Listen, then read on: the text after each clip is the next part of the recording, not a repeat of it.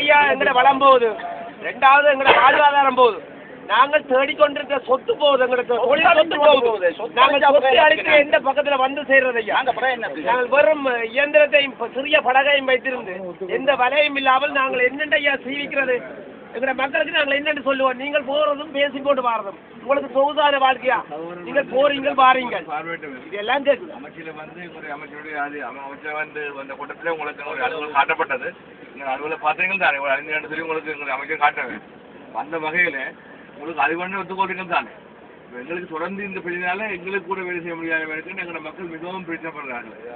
தயவு செய்து நீங்கள் செய்ய வேண்டிய ஒரு முக்கியமான விஷயம், இன்னொன்று சொல்ல வந்து மாற்றி இலங்கையில மாற்றி ஒரு தொழிலை செய்யணும். அதாவது அதுக்குரிய ஒழுங்கு செய்யும். அதுக்கு தான் வந்து ராமேஸ்வரம் பகுதியில் வந்து மொத்தமே வந்து ராமேஸ்வரத்துலேருந்து 12 நாட்டிகள் தான் கட்சித்தீவு. 6 நாட்டிகள் வர வந்து வெறும் பாரு தான் இருக்கு. அப்புறம் 6 நாட்டிகளை தாண்டி வலைகளுக்குன்னா ஒரு 2 ஹவரில் வந்து 12 நாட்டிகள் முடிஞ்சிடும். அதுக்கப்புறம் கடல் பரப்பே கிடையாது எங்களுக்கு தொழில் பண்ணுறதுக்கு. 8 நாட்டிகளோட எங்கள் எல்லையும் முடிஞ்சிருது இந்திய இல்லை.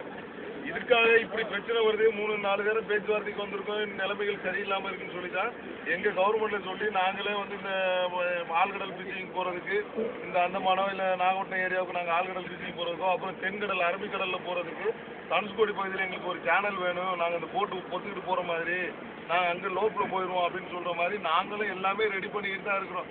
கவர்மெண்ட் தரப்பு பேசிக்கிட்டு தான் இருக்கிறோம். எங்களுக்கும் வந்து இப்போ 700 படகு 750 படகு இருக்கும் ராமேஸ்வரத்தில். 750 உடனே நிறுத்தி 750 பேர் அதே மாதிரி வலை எடுத்துக்கிட்டு இதே கடல் பரப்பில் விட்டோம்னா இன்னும் ஒரு கடல் இதே மாதிரி வாடகைக்கு வாங்கணும். நம்ம பொதுவாக தான் சொல்கிறோம், எல்லாரும் அதே வளத்தொழில் இந்த ராமேஸ்வரத்தில் இருக்க 750 படகுக்காரங்களும் பண்ண முடியாது. இதுக்காக நாங்களும் மாற்றி அமைச்சு எங்கிட்ட அது வெளியில் அங்கிட்டு ஒரு 100-200 படகு வந்து பெரிய படகுலாம் எங்களுக்கு கொடுங்க, மானிய விலையில் கொடுங்க, நாங்கள் 4 பேர் சேர்ந்து பார்த்தோம் 20 லட்ச ரூபா தரோம், கவர்மெண்ட் ஒரு 20 லட்ச ரூபா போடுங்க அப்படின்னு நாங்களும் இந்த இப்போ 2010-11 வந்து நான் வந்து பேச வந்திருக்கும் போது அமைச்சர் பேசினாங்க. நீங்கள் சொல்கிறீங்கள அதை பார்த்துட்டு வந்து இப்போ நாங்கள் வலியுறுத்தி அதே மாதிரி தனுஷ்கோடி ஓரத்தில் இங்கிட்டு இந்த தென்கடலில் நாங்கள்